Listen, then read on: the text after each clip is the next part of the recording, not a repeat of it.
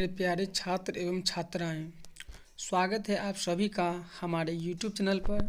और आज मैं आप लोगों को क्लास 12 का हिंदी का कुछ महत्वपूर्ण ऑब्जेक्टिव क्वेश्चन बताने जा रहा हूं, जो आपके आने वाले एग्ज़ाम के लिए काफ़ी महत्वपूर्ण है।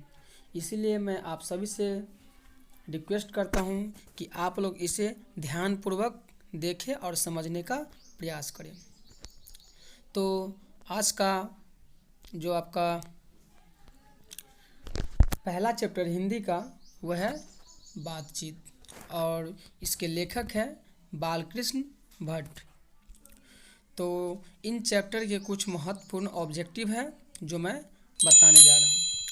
तो आज का पहला क्वेश्चन है। पहला क्वेश्चन में कहता है कि बातचीत के रचनाकार कौन है, तो वो है बालकृष्ण भट्ट। दूसरे प्रश्न में कहता है कि बालकृष्ण भट्ट का जन्म कब हुआ था, तो उनका जन्म हुआ था 23 जून 1844 ईस्वी में। किसका? तो बालकृष्ण भट्ट का। तीसरा प्रश्न है। तीसरे प्रश्न में कहता है कि बालकृष्ण भट्ट का निधन कब हुआ था, यानी मृत्यु कब हुआ था, तो वो हुआ था 20 जुलाई 1914 ईस्वी को। क्वेश्चन नंबर 4 में कहता है कि बालकृष्ण भट्ट का जन्म कहाँ हुआ था, तो वो हुआ था इलाहाबाद यानी उत्तर प्रदेश। पांचवें प्रश्न में कहता है कि बालकृष्ण भट्ट के पिता का नाम क्या था, तो बालकृष्ण भट्ट के पिताजी का नाम बेनी प्रसाद भट्ट था। आज का छठा प्रश्न है। छठे प्रश्न में कहता है कि बालकृष्ण भट्ट के माता का नाम क्या था, तो बालकृष्ण भट्ट के माता जी का नाम क्या था? पार्वती देवी। सातवां प्रश्न में कहता है कि बालकृष्ण भट्ट के पिता क्या करते थे, यानी उनके पिताजी थे वो क्या करते थे, तो वो व्यापार करते थे। कौन? बालकृष्ण भट्ट के पिताजी। आठवां प्रश्न में कहता है, आप देख सकते हैं कि आठवां प्रश्न में कहता है कि बालकृष्ण भट्ट कब और किस स्कूल से एंट्रेंस की परीक्षा दी, तो वो दिए थे 1867 ईस्वी में प्रयाग के मिशन स्कूल से। क्या चीज़ की परीक्षा? तो एंट्रेंस की परीक्षा।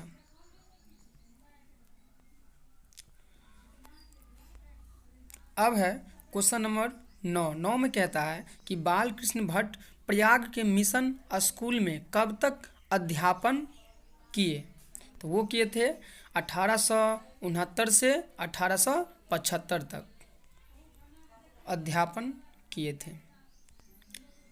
10वां प्रश्न कहता है कि बालकृष्ण भट्ट द्वारा हिंदी प्रदीप का प्रकाशन, यानी बालकृष्ण भट्ट द्वारा हिंदी प्रदीप का प्रकाशन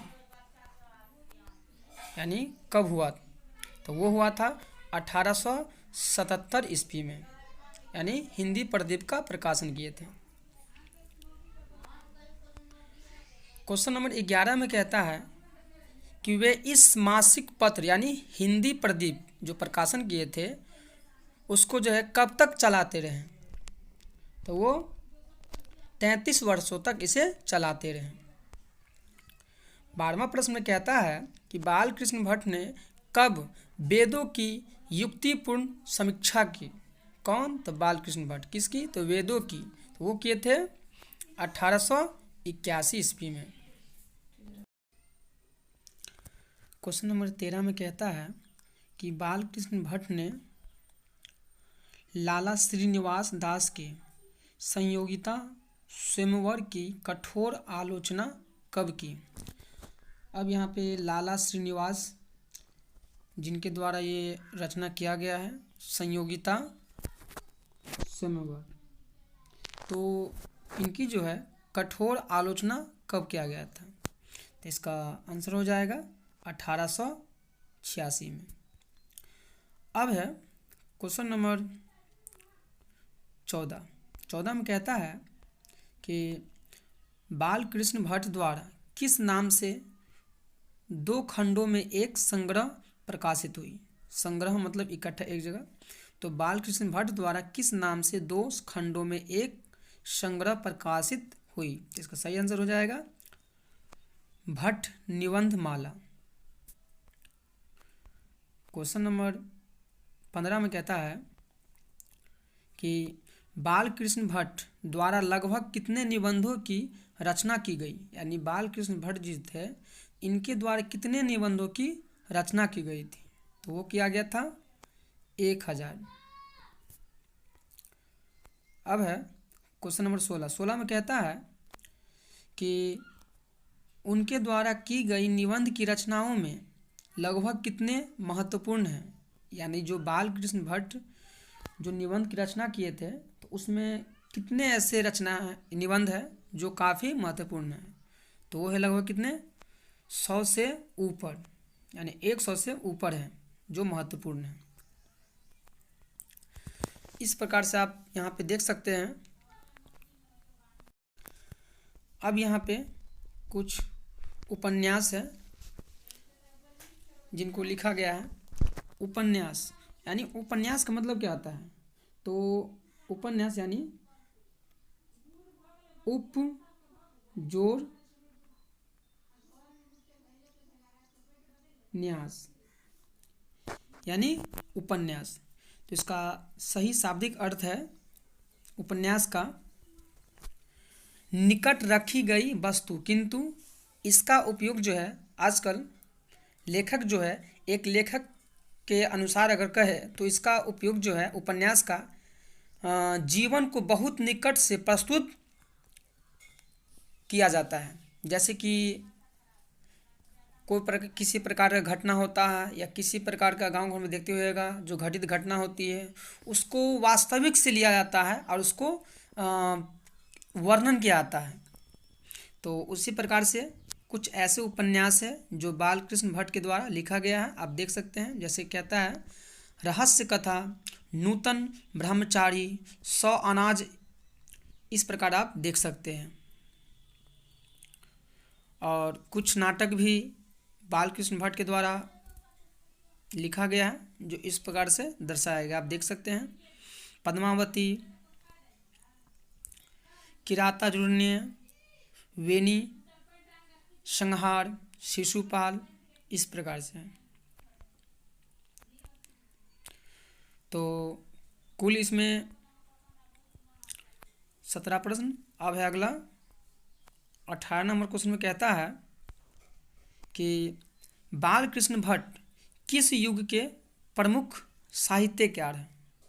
तो जो बालकृष्ण भट्ट जो है वो भारतेंदु युग के प्रमुख साहित्यकार हैं। क्वेश्चन नंबर 19 में कहता है कि भट्ट जी को किसने अंग्रेजी साहित्य के एडिशन और स्टील की श्रेणी में रखा है। तो वो है आचार्य रामचंद्र शुक्ल। अब क्वेश्चन नंबर 20 में कहता है कि मनुष्य की बातचीत करने का उत्तम तरीका क्या है। यानी हम लोग जो है, तो हम लोगों का जो है बात करने का उत्तम तरीका यानी सबसे अच्छा तरीका क्या है। तो वो है अवाक होकर अपने से बातचीत कर। तो यहाँ पे दिया गया है अवाक, इसका अर्थ होता है चकित, यानी चकित कहो या फिर मौन कहो, इसका अर्थ होता है। तो अवाक होकर अपने से बातचीत करना ये मनुष्य की उत्तम तरीका है। क्वेश्चन नंबर 21 में कहता है कि संवाद में सबसे महत्वपूर्ण क्या है। तो वो है आपको आत्मीयता। क्वेश्चन नंबर 22 में कहता है कि संयोगिता स्वयंवर किसकी रचना है। तो यह है श्रीनिवास दास की। इससे पहले वाले क्वेश्चन में हम इसका चर्चा किए थे कि संयोगिता स्वयंवर किसकी रचना है। तो वो है श्रीनिवास दास की। क्वेश्चन नंबर 23 में कहता है कि बातचीत किस विद्या की रचना है। यानी यहाँ पे क्वेश्चन कहने का अर्थ हुआ कि बातचीत जो है ये कविता है या फिर कहानी है या निबंध है। तो वही पूछ रहा है आपसे कि बातचीत किस विद्या की रचना है। तो वह है निबंध। निबंध कहने का मतलब क्या कि कोई भी किसी कोई पॉइंट्स रहता है उस पर हम जो लेख लिखते हैं या किसी प्रकार से उसके बारे में 10 लाइन 12 लाइन 15 लाइन लिखते हैं तो वो होता है आपको निबंध। अब है क्वेश्चन नंबर 24 में कहता है कि रॉबिन्सन क्रूसो ने 16 वर्ष के उपरांत किसके मुख से एक बात सुनी। तो वो सुनी थी फ्राइडे के मुख से। तो दूसरे चैप्टर में है उसने कहा था। ये आपके 12th की हिंदी के दूसरे चैप्टर है। इनके लेखक हैं चंद्रधर शर्मा गुलेरी। तो चलिए, तो चंद्रधर शर्मा गुलेरी हिंदी के कथाकार तथा निबंधकार थे, जिनका जन्म आपको यानी इनका जन्म जो है वो कब हुआ था, तो वो हुआ था आपको 7 जुलाई 1883 ईस्वी में हुआ था। कहाँ हुआ था, तो जयपुर में। जयपुर कहाँ पड़ता है, तो राजस्थान में। तो चलिए, इसका कुछ महत्वपूर्ण ऑब्जेक्टिव है जिनको हम लोग जानेंगे। चलिए, आज का पहला क्वेश्चन है कि चंद्रधर शर्मा गुलेरी का जन्म कहाँ हुआ था। तो इनका जन्म हुआ था जयपुर यानी राजस्थान में। आज का दूसरा प्रश्न है उसने कहा था कहानी कब प्रकाशित हुई। यानी उसने कहा था, ये एक कहानी है जिन्हें चंद्रधर शर्मा गुलेरी लिखे हैं। तो ये कब प्रकाशित हुए, ये हुए थे आपको 1915 ईस्वी में।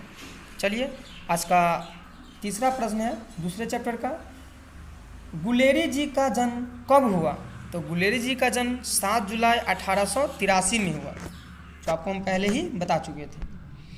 चलिए, आज का चौथा प्रश्न है गुलेरी जी का निधन कब हुआ, यानी मृत्यु जो इनका कब हुआ था। वो हुआ था 12 सितंबर 1922 को।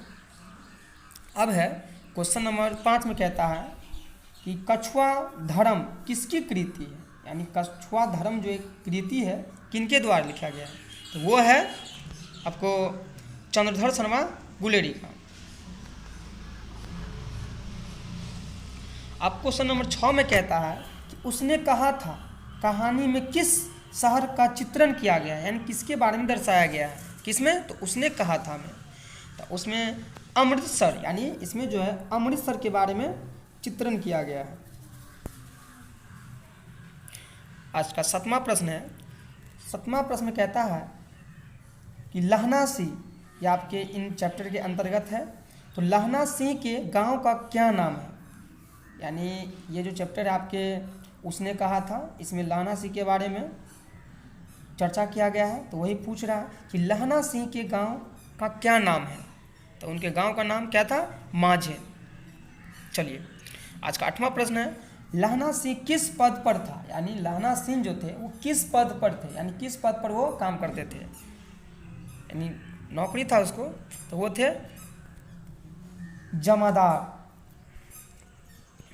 चलिए, आज का 9वां प्रश्न है लहना सिंह की मृत्यु किसकी गोद में हुई। यानी लहना सिंह जो थे उनका मृत्यु जो है किसकी गोद में हुई, तो वो हुआ बाजीराव सिंह के गोद में हुआ। किनका मृत्यु, लहना सिंह का मृत्यु। आज का 10वां प्रश्न है पलटन का विदूषक कौन था। तो पलटन का विदूषक आपको कौन था, तो वो देख सकते हैं आप, पलटन का जो विदूषक था वो था आपको वजीरा सिंह। कौन था, वजीरा सिंह। आज का 11वां प्रश्न है। 11वें प्रश्न कहता है कि सूबेदार हजारा सिंह के लड़के का नाम था। यानी सूबेदार हजारा सिंह के लड़के का नाम क्या था। आप ये जितने भी देख रहे हैं लहना सिंह, पलटन, सूबेदार हजारा, ये सभी जो उसने कहा था आपके जो इसमें बताया गया है किसमें कौन कौन से पात्र हैं, तो ये सब इसके अंतर्गत आते हैं, इस चैप्टर के अंतर्गत। तो सूबेदार हजारा सिंह के लड़के का नाम था, क्या था, वो था बोधा सिंह। किनके लड़के का नाम, सूबेदार हजारा सिंह के लड़के का नाम। आज का 12वां प्रश्न है। 12वें प्रश्न में कहता है कि भारतीय सिपाहियों का किसके साथ संघर्ष हुआ था। यानी संघर्ष मतलब क्या है, जो संघर्ष करते हैं ना एक दूसरे के साथ, जो जैसे कि लड़ाई होता है कहीं किसी दूसरे देश के साथ, तो उसी तरह है भारतीय सिपाही, जो भारत के सिपाही थे वो किसके साथ संघर्ष हुआ था, तो वो है जर्मनी के साथ हुआ था, यानी संघर्ष यानी लड़ाई हुआ था। आज का 13वां प्रश्न है, जर्मन लेफ्टन को किसने मार गिराया, यानी जर्मन लेफ्टन को किसने मार गिराया, तो वो है आपको लहना सिंह ने जर्मन लेफ्टन को मार गिराया यानी मार दिया। अब है क्वेश्चन नंबर 14 में कहता है कि सिख राइफल्स के जमादार लहना सिंह का नंबर क्या था, यानी सिख राइफल्स के जमादार लहना सिंह का नंबर क्या था, यानी जो राइफल्स के जमादार लहना सिंह का नंबर क्या था, तो वो था 77। अब क्वेश्चन नंबर 15 में कहता है कि सरकार ने सूबेदार को ज़मीन कहाँ दी थी, यानी सरकार जो है सूबेदार को ज़मीन कहाँ दिया, वो है लायलपुर में दिया। किनको ज़मीन दिया, तो सूबेदार को। अब है 15 नंबर प्रश्न में कहता है गुलेरी जी किस गांव के मूल निवासी थे, यानी ये जो लेखक है इनके गांव का नाम क्या था, यानी कहाँ निवास करते थे, तो वो है गुलेरी में, यानी चंद्रधर शर्मा गुलेरी जो कहते हैं, इनके लास्ट के नाम में गुलेरी लगा है, तो इनके गांव के ही नाम पे आधारित है। चलिए आज का 17वां प्रश्न है, कुरमाई का क्या अर्थ होता है, तो कुरमाई का अर्थ होता है मंगनी, यानी शादी से पहले होता है, ये मंगनी होता है। चलिए आज का 18 नंबर क्वेश्चन है, बोधा कौन था, तो बोधा को हजारा सिंह का बेटा था। अब यहाँ पे देख रहे संपादक है, संपादक का मतलब क्या है, ऐसे कोई भी चीज़ कहानी या कविता किसी प्रकार से घटित रहती है और उसमें जो भी त्रुटि रहती है, यानी जो भी छूटा हुआ रहता है उसको सही से ठीक करके, यानी सही रूप में लिख करके प्रकाशित किया जाता है, उसी को हम लोग संपादक कहते हैं। तो संपादक है इस प्रकार समालोचक, काशी नगरी प्रचारणी की पत्रिका का, तो इस प्रकार आप इसको देख सकते हैं, कभी कभी एग्जाम में यही पूछ दिया जाता है। और इस प्रकार से आप देख सकते हैं कि कुछ रचनाएं हैं, कहानियां हैं जो इस प्रकार से हैं, जैसे कि सुखमय जीवन 1911 में लिखा गया था, बुद्ध का कांटा 1911 में, इस प्रकार से इसको आप देख सकते हैं।